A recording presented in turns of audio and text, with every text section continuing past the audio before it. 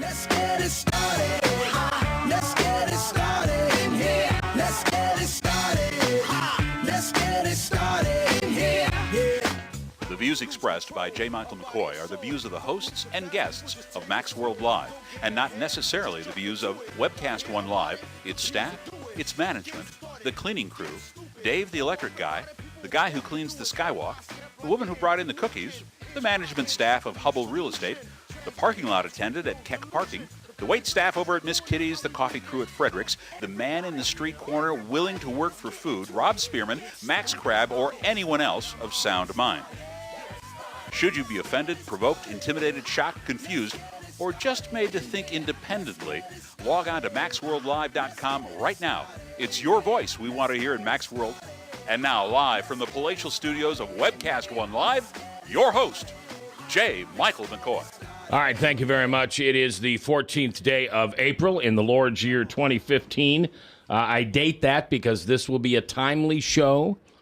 You may hear this on a podcast or on a rebroadcast because those are called the best of, and most of the time when Tom's here, they are one of the best. We do a good, we do a good job together. Well, we try. We've been together 10, 12 years doing this, whatever it is.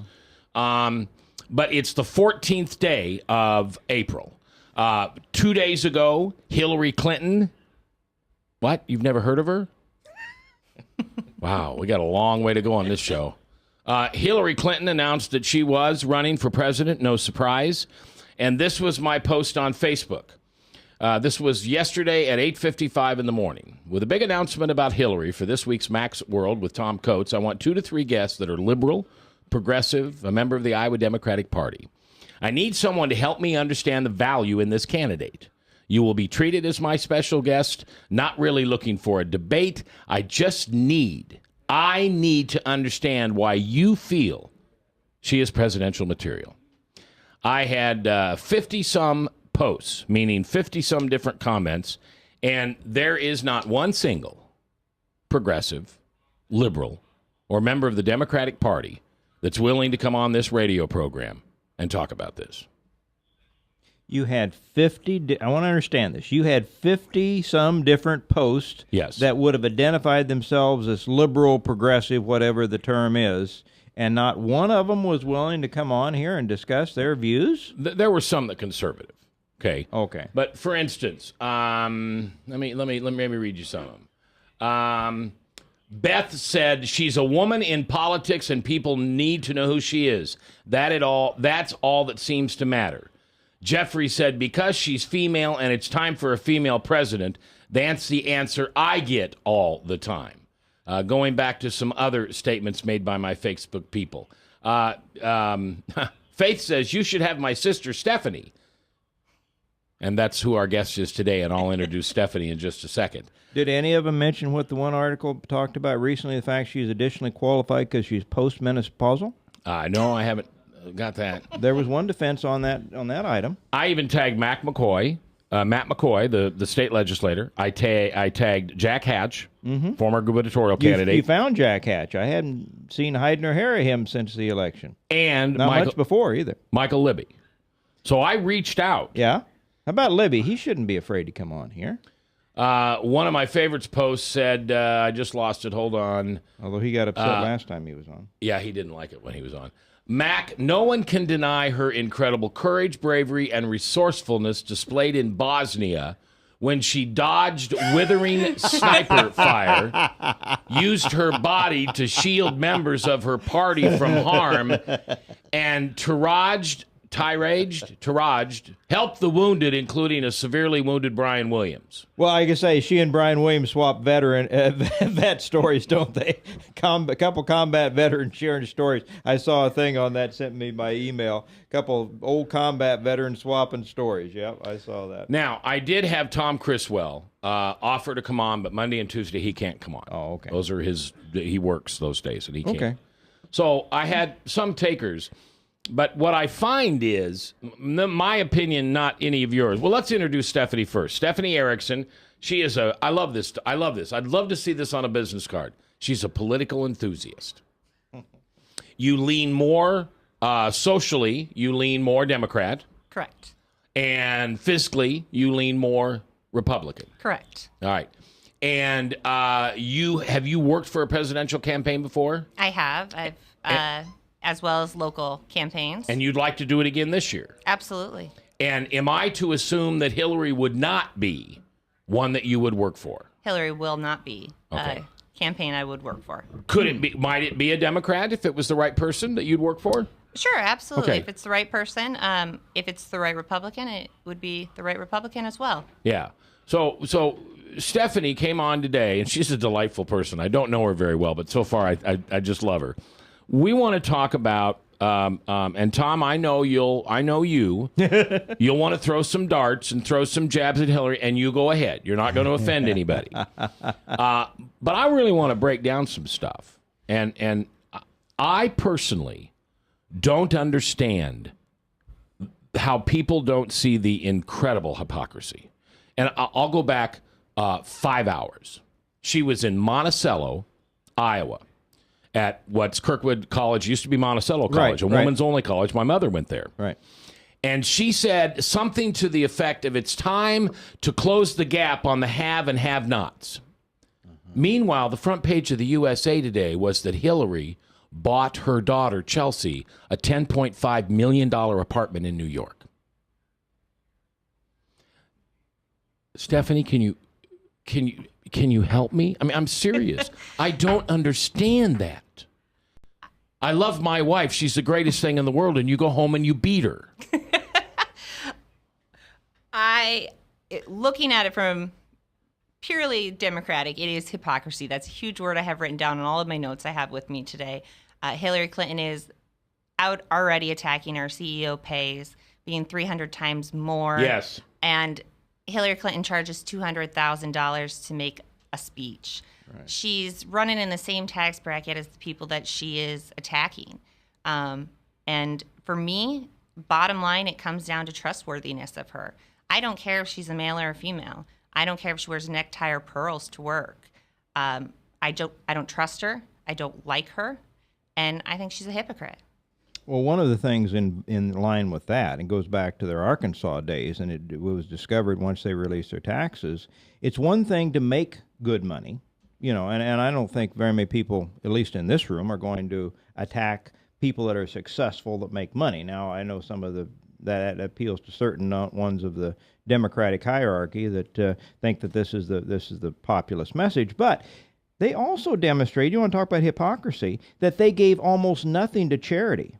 I mean, they were taking tax write-offs for used underwear. I mean, these are people that just did not care enough about their fellow man. It's one thing to say, oh, I made a lot of money, but I've given a lot away because I'm so compassionate. It's another thing to say, I give, which is the typical mantra for most of the Democrats, I care about people, but when you look at what they give, it is much smaller percentage-wise of their incomes than the conservative politicians do, typically. Absolutely. Stephanie Erickson, she's a political enthusiast. Your brain just loves it? I do, yeah. I mean, this is your passion? Absolutely. Okay. When did it start? When I was in high school. I had a great government teacher. Got involved working at the Capitol when I was in high school as a house page, and ever since have loved it. I worked my first campaign when I was a senior in high school. Wow. So. Wow. Okay, now I don't want to embarrass you, but who's your mentor? Is there somebody, was it your government teacher back then? Yeah, he would be probably a big mentor, got me kind of excited about politics.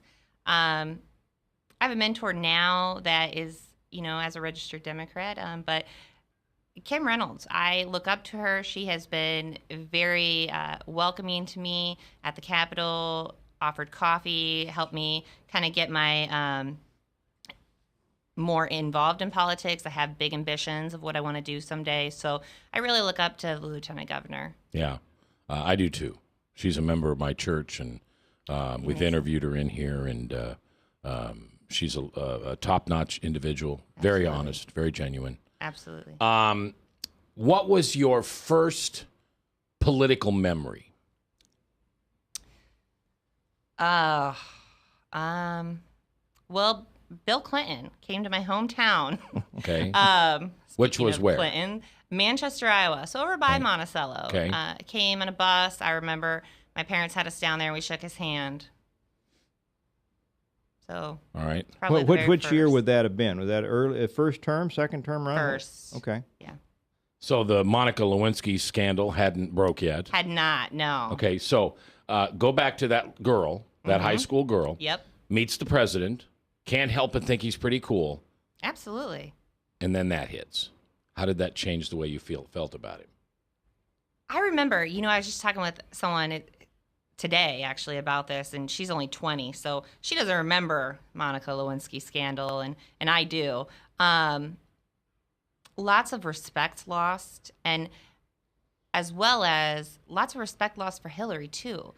She stood by her man, didn't, show any emotion to it, no public statements, kind of stood there very callous, which I'm not quite sure that is, at the time, what we needed as America. We needed to see her humanized. We needed to see emotion on it, and it was a very raw, sensitive subject. Well, now you've heard things since then, Stephanie. Presumably you know that Monica was not the first. There was a long line of bimbo eruptions that went back into Arkansas, and Hillary was the chief of staff of controlling those bimbo eruptions. She was the one that in some cases actually threatened some of the women that were involved and potentially coming forward to make this public.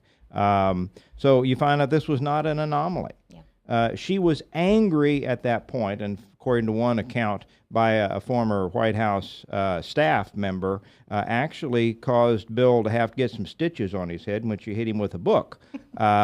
She had I never heard that. Oh, it just came out this last week.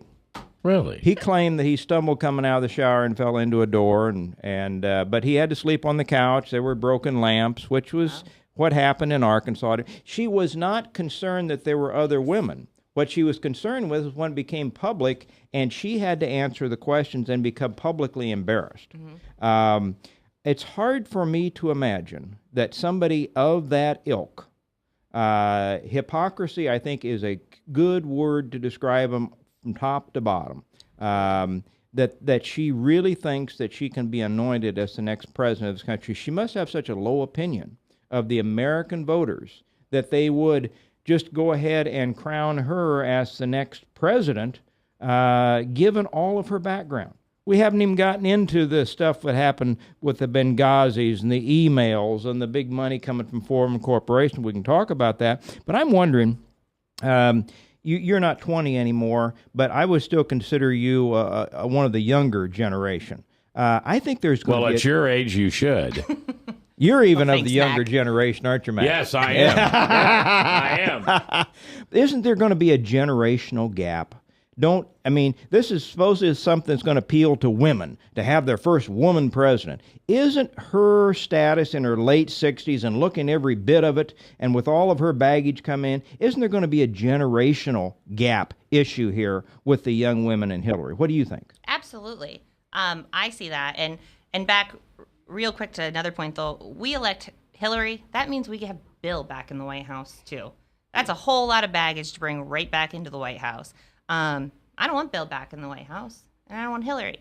And from my perspective, there's a huge gap with Hillary being in there and what her values are, what, mid-20, 30 families, moms, single women, single moms' values are. She just is not relatable for us, and she's not trustworthy. That is the one thing I'll come back to. Bingo. Yeah, we'll talk about that. Stephanie Erickson is my guest today. She's a political enthusiast. And she also earns that title by many things that she does in her work and in her home. Because of association, we're not going to go into that stuff. And I just hope you trust me. You and I have done this a long time together. Some of you go back 30 years. And you just got to trust me, as I ask you sometimes when people want to be anonymous. Stephanie had no desire to be anonymous, but she knows her stuff. She's the real deal. And for her to come in here, given the position that she's in this community, in the political world especially, for her to come in here and speak this is guts. But it's also the truth. And we need to hear the truth in campaigns when we're voting for the most powerful person in the world. We're coming back. I'm J. Michael McCoy with Tom Coates, live on The Truth, 99.3.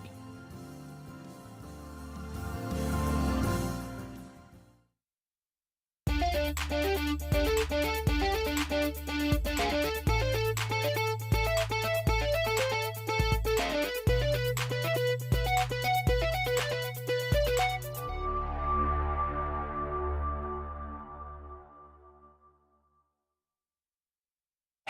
psst. Let me let you in on a little secret. You ready? Always try to do business with people, not places. Especially if you seek honest Christian business people. And when it comes to my car, I really need to trust who's working on it. Now, my family is so blessed. A few years ago, we found a family-owned automobile repair shop that operates as a Christian business also. Open, honest, reliable, trustworthy. It's AMCO on Hickman Road in front of Kmart. And it's a family-owned Christian operating business. This family treats your car as if it was their car. Everything from oil changes to transmission repair and everything in between. So the next time you feel the need to be at peace with your choice of who you can trust with your car, give AMCO on Hickman a chance to serve you. And tell them Max sent you.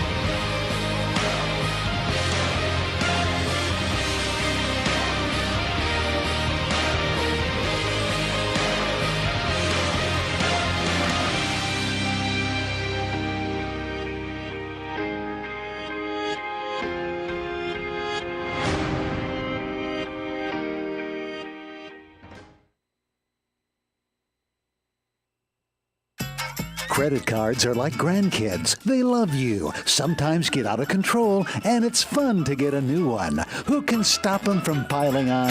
Hi, I'm Tom Coates with Consumer Credit of Des Moines. At the end of the day, you can return the grandkids, but you're stuck paying off bad credit card debt. We'll help you put the fun back into using credit cards responsibly. Right, kids? Yeah! If you need help getting credit cards off your back, call Consumer Credit of Des Moines. From the RE/MAX Real Estate Concept Studios, this is Webcast One Live.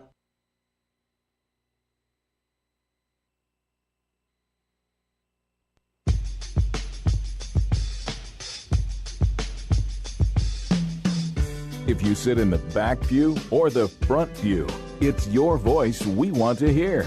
The phone lines are open, so call 244-0077. Now, here's J. Michael McCoy. All right, good afternoon. We are going to date this show the 14th day of April in 2015. The reason we're dating this show is because we're talking about a current event, and that is Hillary Rodham Clinton came out this past Sunday, 2 days ago, and declared that she was a presidential candidate for the 2016 elections. I like truth. I'm not a big narrative guy. I guess I spun it enough years that I can see it from a mile away. And as the older I get, the more truth I'm interested in. Even the truth I don't agree with. I just want the truth. I'm so tired of the spin. And so I put on Facebook, I need some people who are Hillary fans to come on the radio and explain to me, please. A debate is not necessary. Share with me why you think she's presidential material. The leader, well, used to be the leader of the free world. I'm not sure I'm not sure we can say that anymore, that the president of the United States is the leader of the free world. No. Still the largest military power in the world. There's no question about that. But certainly the leadership has eroded significantly in the last 6 years, Mac, in terms of respect from our allies or fear from our enemies. So Stephanie Erickson, who's a political enthusiast and works in politics, will probably be working on a Republican or Democratic campaign for president here in Iowa. Whoever she feels is the best qualified to do this. So this young lady is engaged in. I respect people like her because she's on the front lines. I'm not. I'm just a mouthpiece. I get to sit back in this comfortable studio with a fan blowing on me and all the ice water I can drink and talk about it, where Stephanie's out there, she's in the dirt. It can't be a happy time sometimes. You've got to come home sometimes pretty attacked, beaten up, worn out. Right now, absolutely. Yeah. But she volunteered to come on and tell us why Hillary's not her candidate. And I want to hear those things from somebody who sits in the middle. Right? Absolutely. Yeah. Absolutely. Now, we were talking about scandals. They go back to Whitewater, and I'm going to read something here. In the late 70s and early 80s, Bill and Hillary Clinton were associates of Jim and Susan McDougal in the Whitewater Development Corporation, an Arkansas real estate investment firm that went under when McDougal's Madison Savings and Loan, his bank, was closed by federal regulators for illegal accounting. Taxpayers lost $73 million due to that bank. The Clintons lost an estimated, are you ready? Hold on, it's a lot, $67,000. But McDougal helped pay off Bill Clinton's campaign debts, and Hillary Clinton's law firm received an unknown sum in fees for representing the bank that failed. And didn't McDougal eventually kill himself? Yes. He eventually committed suicide. He went to prison. He went to prison. Mm-hmm. Okay. And do they then talk about the cattle trading scandal on Hillary? This was on Hillary, not Bill. All right, go ahead. I'm listening. In fact, I can kind of explain that when people don't understand. But I was a commodity broker during those years, and they were doing it through a firm that was kind of known for some kind of under-the-table dealing a little bit anyway. And what they were doing, it was a payoff. And it came, if I remember, may have been the Tysons that were paying them off, $100,000. And she opened up a commodity futures trading account and started trading cattle futures. Hillary did? Yes. Okay. And miraculously, almost every trade that was put into her account turned out to be a winner. And when she made right at about $100,000, she shut the account down. And they asked her later how she made her trading decisions. And she said, I read the Wall Street Journal. You know, I try to keep up. And what they were doing is parking trades. And the other side, they would take on a trade. It would be called a straddle or a spread, Mac, where they go long and short at the same time. Sure. And so it's either going to go up or it's going to go down. Yeah. And so they would take the straddle, the winning side of the trade off, and they put that in there, and the losses will get parked in the other account. And the other account was the one that Tyson, I'm saying the wrong, but I believe it was a Tyson payoff. In any case, it was $100,000 payoff to the governor. At that point, Bill was a sitting governor. That's why it was in his wife's name. And as soon as the $100,000 was done, the account was closed, and she never traded again. All right, Steph, put some headphones on there, and Bill, or Tom, you too. Bill Clinton over here.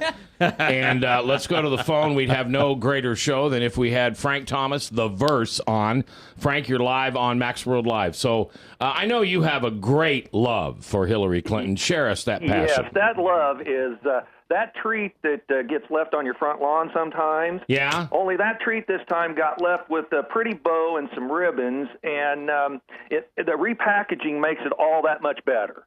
Because when you unwrap it, you still get some something unpleasant, stinking scandal. So, but it was Vince Foster that killed himself. It was McDougal that died in prison. Mm-hmm. Mm-hmm. But Foster, supposedly, there was a very large scandal about Vince Foster where him and Bill was taking blood donations, plasma, from prisoners in the Arkansas penal system illegally, and come to find out this blood was tainted with AIDS virus, HIV. It got shipped to Canada and infected a number of people in Canada, and they think that's why Foster killed himself when that story was out. Now, hold it. Now, Foster was in charge of some of the dirty money being laundered through the Swiss bank account. He also was a partner with Hillary in the Rose Law Firm. Sure. And there were different times where it was documented that he and Hillary went up to the Rose Law Firm cabin in the mountains for weekends. Yeah.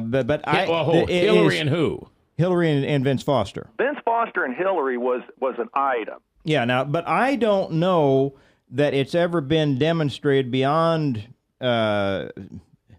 what I would consider to be reasonable that he killed himself. Yeah, he was found dead in the Fort Marcy Park. Oh, yes.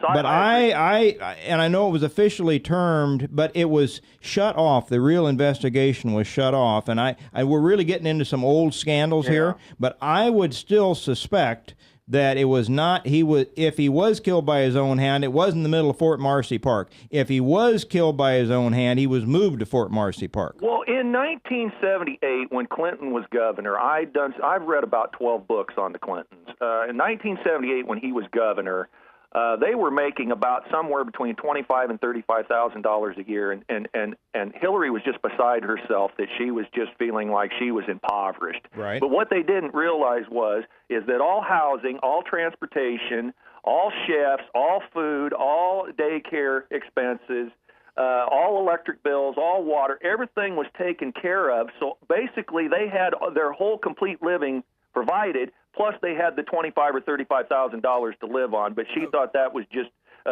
she was a chump, or Bill was a chump for doing that. Well, yeah, but that's a drop in the bucket compared to. I just talked about one payoff that was somewhat made public of the cattle futures. How many more under the table dealings were done? I mean, their salary for being governor was a drop in the bucket. Well, when you're open to bribes and things like that. Terry McAuliffe was invested in something at some small amount with some help of the Clintons, and when he drew out of it, he pulled out $18 million.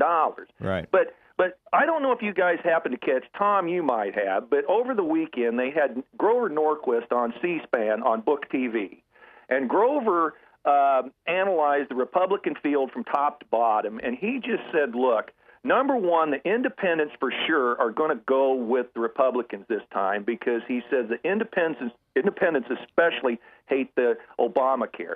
But he said there's going to be nobody that can be laughed off the stage on the Republican field. He said they're all going to be heavyweights, from successful governors to neurosurgeons to eye surgeons to CEOs of companies. And this Ted Cruz, even Austin Goolsbee said, don't underestimate this guy on Hannity, and he's a political leftist operative. He said that this Cruz was a world-class debater in college. There's going to be some heavyweights on the stage for the Republicans, and it's going to be some serious candidates, serious gravitas, serious debate. And on the other side of the aisle, you're going to have Lenny and Squiggy debating over on the Democrat side. Well, Frank, do you think that O'Malley or anybody else that's even potentially raised their head is going to give Hillary a serious run? Do you think that? No, Jim Jeffords, it looks like death warmed over. Jim Webb looks like death warmed over. Martin O'Malley isn't anybody. And if they draft Elizabeth Warren in it, she's about as exciting as a hemorrhoid. So I'm telling you, they have got nobody. And furthermore, Norquist said that they have no bench. He said there is a number of states that has eliminated income tax. He said in a couple of years it'll be at least 25 states that have no state income tax. He said they are showing this successful on the state level. He said it could be done on the federal level. And not only that they have no bench, because the bench, all the talent is in because of the Republican-owned houses across the country. All the political talent is on the right. They have nothing but this aging Hillary. All right, Frank, I appreciate you calling. We'll see you in studio tomorrow. Frank, my co-host on Wednesday, Thursday, and Fridays. Biden? Is he going to run? I mean, doesn't that put Obama in the worst possible position in the world? Because if Biden runs, can the president stay out of endorsing one of those two candidates? Well, Mac, you know the deal that was made in the last election. Well, I heard the deal was when he thought he was in trouble against Romney, he cut a deal with Slick Willie Clinton to go out on the stump and promote him. Now, the quid pro quo was, I will support Hillary in 2016. After he got elected in 12, he reneged on the deal, and that was what led to that rather infamous dinner between the Obamas and the Clintons, where Clinton railed on him. Obama was distracted and was reading his phone under the table, and it was like ice between Michelle and what Michelle and Valerie Jarrett used to laughingly refer to over a glass of wine in the evening as the Hildebeest. That's what they called her. There's no love lost between the Obama and he said to Bill, he said, well, Biden's my vice president. I can little afford not to endorse him if he wants to run. And Bill said, we had a deal, and you're reneging on that deal. And so I think we go back to the modern. We talked about the old scandals. How about the modern day? I don't think the email was broken by Republicans. It was broken by people that are tied to Obama. They knew about her email situation, and it was broken in the New York press. Now, the New York Times, now they might say that conservatives are behind this. They are not. They're kind of following along. It is Obama's people that are breaking this, and they're also, as I understand it, doing some additional investigations on Hillary when she was Secretary of State. There may be some more things coming on her. They do not want to be overshadowed by another Clinton term, and they are going to, I think, behind the scenes, make sure that she doesn't get it. That's my opinion. Which, Stephanie, does that mean a Republican wins 2016? Absolutely. I think exactly what he just said. We're going to have a very spirited debate on the right side, and we're going to have, Hillary on the left. And the Democrats are giving all their money, all their time and energy to her, and at least on the right, we're going to be able to choose the correct candidate for us. And, I think Americans, they are tired. They're tired of Obamacare. They're ready for some change and ready to move forward. And change was a big word that we heard from Obama. And I voted for Obama. So I'll just put it out there. Not twice. Okay. But, I'm just going to put it out there that I think we're ready for change. Stephanie Erickson is my special guest today. She's a political enthusiast, very involved in Iowa politics, will be working for one of the presidential campaigns, might be Republican, might be Democrat. When we come back, some of the reasons why Hillary is not presidential material. Let's kick the gender out. Let's try to kick the scandals out. Just her personality and running the country. It's next on The Truth.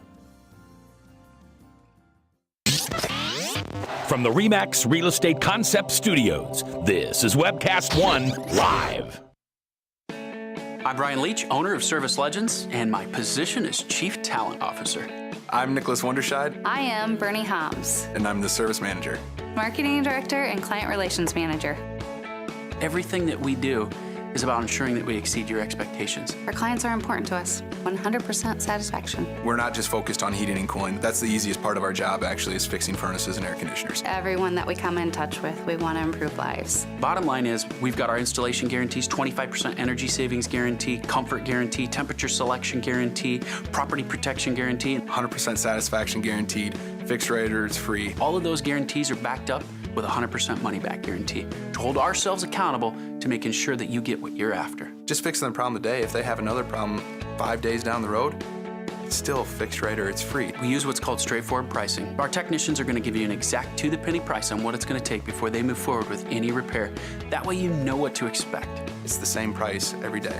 No surprises. If you get off work at 5 o'clock in the afternoon, you come home, you realize that, my furnace is broken. Now you need to call somebody out that night. You shouldn't have to pay more for that. We're guaranteeing service 24/7. We run afternoons, evenings, nights, weekends. We're staffed to work that. Phone rings at 3 in the morning. You'll get one of our representatives answering the phone every time. We're not sending you out to Timbuktu in some call center. It's our Service Legend team members, our mission control team. I'll take a call anytime. And then they answer the phones the same way during the day as they do at night. It's a great day at your service company. How can we make you smile? That's the only way to provide true 24-hour service. When you're able to let somebody actually live in their home safely when they weren't able to do that before, where they don't have to stay up at night and worry about, is the heat going to come back on? Are we going to freeze the pipes? Is the baby in the room next door going to be sick because they got too cold?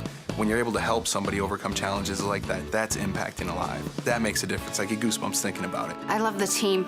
I love the people that I work with. We have fun, but we work hard.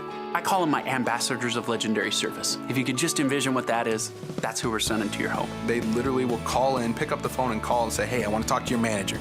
And I get on the phone, they're like, that technician that was at my house was the greatest technician ever. That's cool to me. We want to brighten people's days. Every person that we have going into the house has gone through an extensive background check. Drug testing, we have a very thorough interview process that 1 out of 140 people make it through. If we promise you something, that's what you're going to get, no matter what. We're here when you need us to protect the safety and comfort of your family. If you're not happy, we're gonna make it right. If we're willing to put 100% money back guarantee on what we do. What type of work do you think we do? Give us a call. We're there for you 24/7, 365 days a year. Enough said.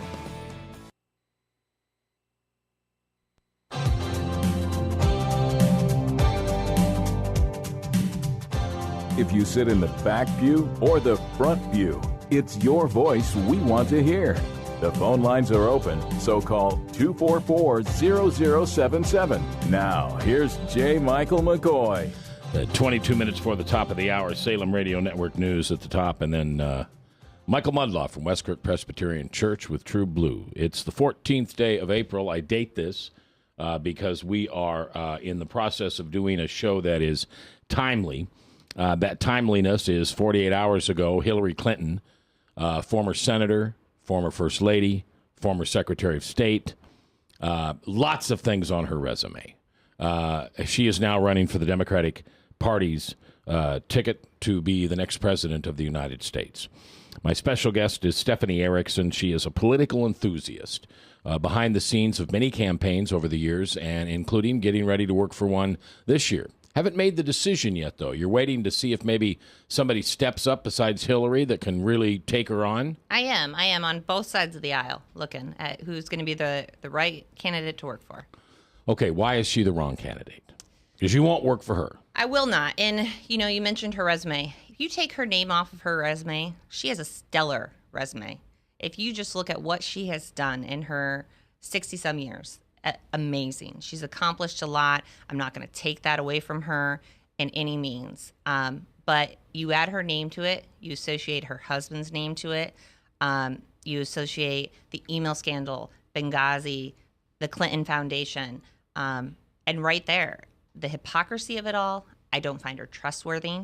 As a mother myself, I don't relate to her. I don't see her being a grandmother running around with grandkids in the yard.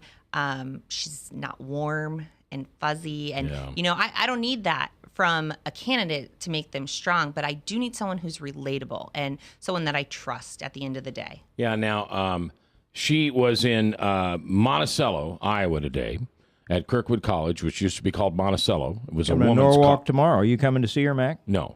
My mother went to Monticello when it was a woman's college. And I don't have the soundbite, but she said that her job is to take away that gap between the have and have-nots. On the front page of the USA Today, it was announced that Bill and Hillary had bought Chelsea a $10.5 million apartment. Now, why doesn't the and I call them low information voters. I don't call them progressive. I don't call them Democrats. I don't call them liberals. I want to call them what I really think they are. They are low information voters. Ask a low information voter if they watch Fox. Heavens no, why would I watch that trash? Oh, well, do you know I spend more of my time on CNN and MSNBC than I do on Fox? I spend more of my time researching my opponent than I do the one I'm for. Low information voters. Why don't they get that? That at one moment she's saying, I got to bridge the gap between these $300 million CEOs and the $20 an hour people on the line, and she buys her daughter a $10.5 million apartment. And then proceeds to charge $200,000 for a speech when she's out there. She's in the exact same tax bracket.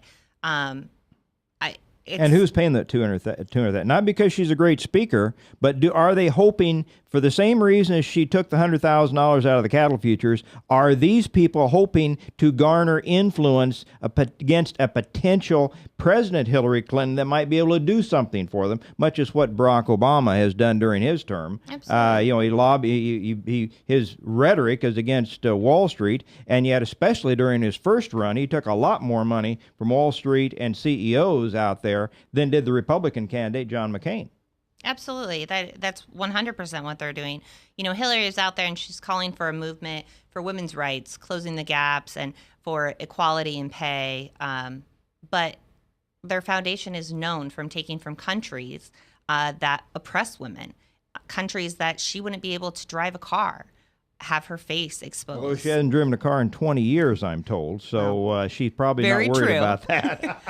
But, so go ahead, I'm sorry. But it just comes back down to the hypocrisy from lack of trustworthy. And, you know, I've been doing a lot to work with younger voters between the ages of 17 and 18 right now in the county in which I live, trying to get them informed on issues. That is where we really have to start, and getting these kids to care and research issues. Right now, they don't. They don't see a reason why local politics are important, why a presidential campaign is important. So that's kind of been my mission, is to get out there, get more kids involved, you know, having them research. I don't want them to just hear from my side, because right now I'm on both sides of the fence. I just do not believe Hillary is right for Iowa or the United States. All right. So what's it going to take? Let's take the Clinton Foundation. Mm-hmm. And let's visually imagine there's 1, 2, 3, 4, 5, 6, 7 countries. I don't know how many there are, but let's say there's 7, because there's more than one, right? That Correct. They've taken millions of dollars from. $10 million from Saudi Arabia alone. Okay. That they have no respect for women. They have no equal, mm-hmm. and yet she preaches equality. So who is it going to take in the media? Who's a big enough dog in the media that's going to come out and say, stop it? This hypocrisy has got to be spoken. Because if Sean Hannity does it, the low information voters will just kick it away. If Bill O'Reilly does it or Glenn Beck does it, the low information voters will just kick it away. Is this a 60 Minutes? It is. It needs to come from a strong woman force, not from a male, because it looks as though a male is putting her down. It needs to come from another woman. It needs to, you know, a Barbara Walters, that these low information voters are going to truly grasp onto that, and they're going to, you know, respect that. And that's unfortunate in today's society, but there are certain things as a woman I can say about Hillary that men couldn't get away with. Like, give me one. You know, I could say she dresses poorly, or there's not enough Botox in the world that could fix her face after 4 years of presidential being a president. Okay. There isn't. We've seen her facelift, and you know, that's why she doesn't look as ragged as some of these other Democratic potentials that we just spoke about. I can say that, but if you said that, Mac, or if you said that, Tom, I mean, they're going to come after you. So I think that... Well, I think that's where Carly Fiorini has an edge. And she's been very tough on Hillary. She says, you know, traveling many miles and going to destinations is not an accomplishment, whereas she says, Carly, I actually accomplished something. Tell me from your vision, or I'm sorry, your viewpoint, where the Benghazi scandal is and how she was the middle of it. Because I've just heard too much from both sides of the media that I don't believe. I don't know what. Well, and I feel like I've heard a lot from both sides too. And honestly, I probably can't give you the best answer to that. But do I believe that she knew more? Absolutely. Can we prove that? I don't know. So I don't really know if that is really the answer you're looking for. If I'm her opponent, I'm going to run that 4-second clip. What does it really matter? Yes. In front of the congressional hearings. And I'm going to say equality for women. Why does it really matter? Mm-hmm. Blah, blah, blah, blah, blah. Why does it really matter? I'm running that 30-second spot to the point where people are so sick of it, that they will not put her in the White House.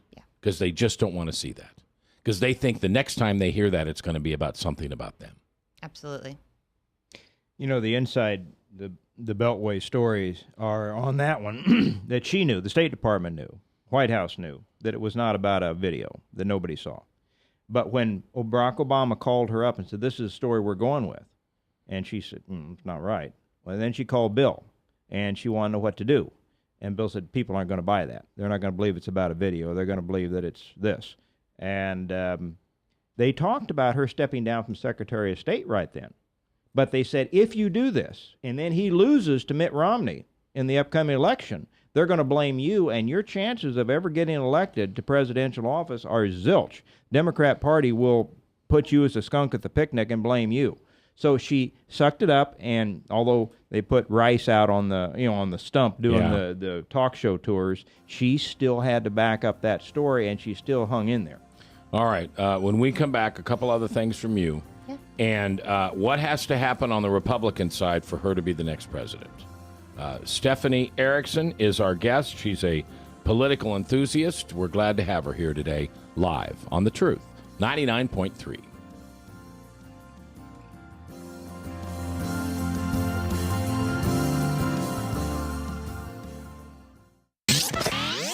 From the RE/MAX Real Estate Concept Studios, this is Webcast One Live. Credit cards are like grandkids. They love you, sometimes get out of control, and it's fun to get a new one. Who can stop them from piling on? Hi, I'm Tom Coates with Consumer Credit of Des Moines. At the end of the day, you can give these grandkids back, but you're stuck paying off bad credit card debt. We can help you put the fun back into using credit cards responsibly. Right, kids? Yeah! If you need help getting credit cards off your back, call Consumer Credit of Des Moines. Hey, psst. Let me let you in on a little secret. You ready? Always try to do business with people, not places. Especially if you seek honest Christian business people. And when it comes to my car, I really need to trust who's working on it. Now, my family is so blessed. A few years ago, we found a family-owned automobile repair shop that operates as a Christian business also. Open, honest, reliable, trustworthy. It's AMCO on Hickman Road in front of Kmart, and it's a family-owned Christian operating business. This family treats your car as if it was their car. Everything from oil changes to transmission repair and everything in between. So the next time you feel the need to be at peace with your choice of who you can trust with your car, give AMCO on Hickman a chance to serve you. And tell them Max sent you.